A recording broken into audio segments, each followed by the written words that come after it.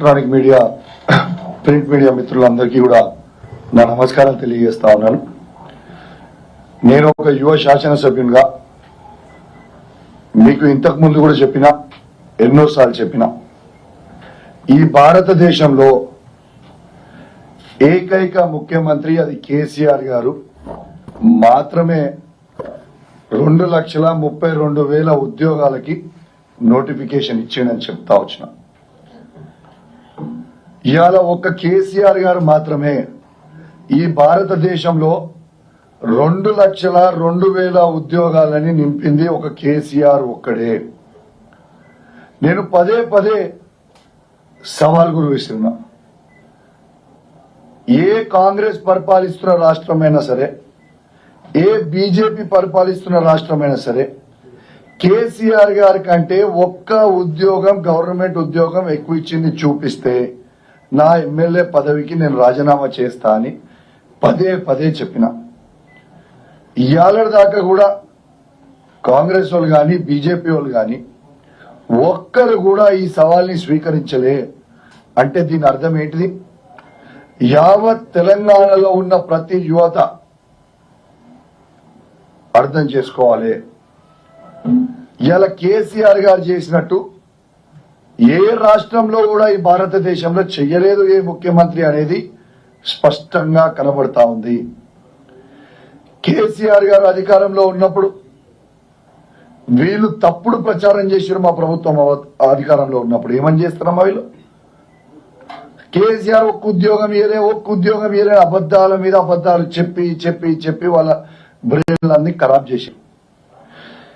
మరి వాళ్ళ కేసీఆర్ గారు ఇచ్చిన 2,02,000 ఉద్యోగాలు నిజమైనయా కాలేదా అని నేను అడుగుతా ఉన్నాను. మీరు ఆ రోజు ఏమని చెప్పారు అధికారంలోకి వచ్చిన ముందు? ఈ 2,32,000 ఉద్యోగాలు కాకుండా అదనపు 2 లక్షల రూపాయల ఉద్యోగాలు మేము ఇస్తాము. డిసెంబర్ 2024 వరకు 2 లక్షలు నింపుతామన్నారు. కనీసం ఒక్క ఉద్యోగం అన్నా మీరు నింపినరా? ఇవాళ కేసీఆర్ గారు 2,02,000 ఉద్యోగాలు, గవర్నమెంట్ ఉద్యోగాలతో పాటు కేటీఆర్ గారి నాయకత్వంలో సుమారు 10 లక్షల ప్రైవేట్ ఉద్యోగాలు కూడా కేసీఆర్ గారు కల్పించింది. ఒక్కసారి మీ అందరికీ కూడా గుర్తు చేస్తా ఉన్నాను. That is KCR. మీరు కేసీఆర్ గారిని విమర్శించే కంటే ముందు అసలు మీరేం చేస్తున్నారు, మీరు పరిపాలిస్తున్న రాష్ట్రాలలో ఏం చేస్తున్నారు అనేది చూపిస్తారా? ఒక ప్రాక్టికల్ గా చర్చ పెట్టండి.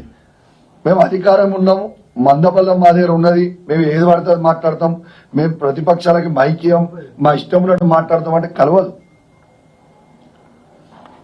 ఒక్కసారి ఎంత చెండాలంగా అంటే ఈ ముఖ్యమంత్రి రేవంత్ రెడ్డి గారికి సిగ్గు, శరము, లజ్జ లేకుండా కేసీఆర్ గారు ఇచ్చిన 32,000 ఉద్యోగాలు కూడా మా ప్రభుత్వం ఇచ్చింది అని చెప్పుకోవడానికి నీకు సిగ్గు అనిపిస్తలేదా అని నేను అడుగుతా ఉన్నాను. అసలు నోటిఫికేషన్లు ఇవ్వకుండా, ఎగ్జామ్లు రాయకుండా అసలు ఉద్యోగాలు ఎట్టించడం ఉన్నాడా కొంచెం చెప్పు. మందికి పుట్టిన బిడ్డలు నా బిడ్డ అని చెప్పి ముద్దానికి నీకు సిగ్గులేదా అని అడుగుతా ఉన్నారు రేవంత్ రెడ్డి గారిని. ఇవాళ నువ్వు ఒక్కటే జవాబు చెప్పు. మీరు జాబ్ క్యాలెండర్ ఈ డిసెంబర్ వరకు 2 లక్షల ఉద్యోగాలు ఇస్తామన్నారు. ఇప్పుడు August, September, October, November, December 4 నెలలే ఉన్నాయి. మీ జాబ్ క్యాలెండర్ ఏది? ఎప్పుడు ఎగ్జామ్లు పెడతావు? ఎప్పుడు నోటిఫికేషన్లు ఇస్తావు? ఎప్పుడు ఇస్తావు? మీరు మొన్న కూడా నిరుద్యోగులకు ఏమని చెప్పారు? మేము ఇస్తామని చెప్పి, ఇగోండి నిన్న అసెంబ్లీలో బట్టి విక్రమార్క గారు జాబ్ క్యాలెండర్ అని ఒకటి రిలీజ్ చేసి స్టేట్మెంట్ అని రిలీజ్ చేస్తూ ఏ ఒక్క పేజ్లన్నా ఎన్ని ఉద్యోగాలు ఉన్నాయని రాసిండ్రా? ఏ ఒక్క డిపార్ట్మెంట్ అయినా ఎన్ని ఉద్యోగాలు, ఎన్ని వేకెన్సీస్ ఉన్నాయని రాసిండ్రా? రెండోది, అసలు ఇది ప్రవేశపెట్టేటప్పుడు దీంట్లో ఏ ఒక్క మంత్రి గారి సిగ్నేచరో, ఎడ్యుకేషన్ మంత్రి గారి సిగ్నేచరో, ముఖ్యమంత్రి గారి సిగ్నేచరో, కన్సర్న్ డిపార్ట్మెంట్ మంత్రి సిగ్నేచరో ఉన్నదా అండి? దీంట్లో ఒక తెల్ల కాగితం పేపర్ తీసుకొని వచ్చి దీన్ని చదివి దీని గురించి చర్చ చెప్పుర్రి అంటే చర్చ పెడదామంటే దీంట్లో చర్చ ఏం లేదు. స్టేట్మెంట్ ప్రకారం నేను చదివినా వెళ్ళిపోయినా అని చెప్పి చెప్తా ఉన్నాను మంత్రి గారు. ఇది ఒక్కసారి చూడండి. ఇది వాళ్ళ Congress party manifesto page number 41, page number 41, page number 42. వీళ్ళు దీంట్లో డేట్లతో సహా మేము ప్రకటిస్తామని చెప్పింది కాంగ్రెస్ పార్టీ మేనిఫెస్టోలో నిజమా కాదా? మీరు తెలంగాణకి నిరుద్యోగులకి మీరు జవాబు చెప్పాల్సిన అవసరం ఉన్నదా లేదా? మీరు చెప్పింది ఏంది, మీరు చేసింది ఏందని నేను అడుగుతా ఉన్నాను. ఆ రోజు పెద్ద పెద్ద పేపర్ యాడ్లు ఇచ్చారు. ఇక్కడ చూడండి, పెద్ద పేపర్ యాడ్లు ఇచ్చి మేము 2 లక్షల ఉద్యోగాలు ఇస్తాం, జాబ్ క్యాలెండర్లు అని చెప్పి ఇక్కడ బట్టి విక్రమార్క గారి సంతకం, ఇగోండి ఇక్కడ రేవంత్ రెడ్డి గారి సంతకం. ఈ సంతకాలు పెట్టి అబద్దాలు చెప్పి ప్రమాణాలు చేసి మీకు కొంచెం కూడా సిగ్గు అనిపిస్తలేదా? మీకు ఇజ్జత్ ఉందా ఇజ్జత్ లేదా అని అడుగుతా ఉన్నాను ఈ ప్రభుత్వానికి. అసలు ఏం మనుషులే మీరు? గిన్ని అబద్దాలు చెప్తారా? నిన్న ఈవినింగ్ తెలంగాణలో ఉన్న ప్రతి యువత మీ జాబ్ క్యాలెండర్ కోసం ఎదురు చూసిండ్రు. దీని మీద మీరు చెప్పిన తర్వాత చర్చకని మా కేటీఆర్ గారి నాయకత్వంలో సభలో మేము పట్టుబడి చర్చ చెప్పాలి, దీనికి జవాబు చెప్పాలి, ఇది ఉత్తిత తూతు మంత్రం పేపర్ ఇది అని కేటీఆర్ గారి నాయకత్వంలో మేము శాసనసభ్యులు అందరం కూడా చర్చకు అడిగితే ఇయ్యకుంటే మేము గట్టిగా అడిగినప్పుడు ఏం చేస్తారు ముఖ్యమంత్రి రేవంత్ రెడ్డి గారు? వచ్చి ఏదేదో మాట్లాడేసి మీరు దానం నాగేందర్ గారికి మైక్ ఇవ్వమని చెప్తాడు. దానం నాగేందర్ గారికి మైక్ ఇప్పించి మేము నిరుద్యోగుల పక్షాన ఖచ్చితంగా మాకు కావాలి మైకు, దీని మీద చర్చ కావాలి, మేము డీటెయిల్ గా అడగాలి అని మేము అడుగుతున్న సందర్భంలో మైక్ ఇచ్చి శాసనసభ్యులని ఇష్టం ఉన్నట్టు నోటికొచ్చినట్టు అసలు చెప్పరాని పదాలు బెదిరిస్తూ మీ తోలు తీస్తా అని, మిమ్మల్ని హైదరాబాద్ లో తిరగనియా అని, మీరు ఎట్లా తిరుగుతారో చూస్తా అని చెప్పుడు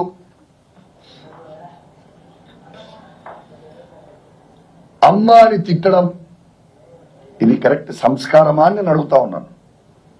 ఇది కరెక్ట్ పద్ధత అని నేను అడుగుతా ఉన్నాను. రూల్ బుక్ లో ఏముందండి? రూల్ బుక్ లో 318 లో ఏమనుంది ఒకసారి చదువుతా. A member desiring to make any observation on any matter before the house shall speak from his place, allotted place అని ఈ బుక్ లో, ఈ అసెంబ్లీ రూల్స్ బుక్ లో రాసి ఉంది. దానం నాగేందర్ గారి ప్లేస్ లో నుంచి మాట్లాడేది ఉంటే అని చెప్తే రూల్స్ కి వ్యతిరేకంగా ఎక్కడో సీట్లో కూర్చొని మాట్లాడుకుంటూ దుర్భాషలు ఆడుతూ ఇది కరెక్ట్ పద్ధతి అని నేను అడుగుతా ఉన్నాను. ఇలా మేము కొట్లాడే సమస్య ఏంది?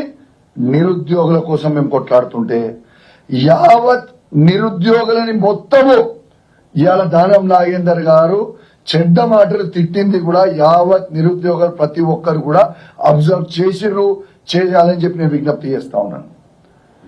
అయ్యా దానం నాగేందర్ గారు, మీరు భయపెట్టితే ఇక భయపడేటోడు ఎవ్వరు లేడు.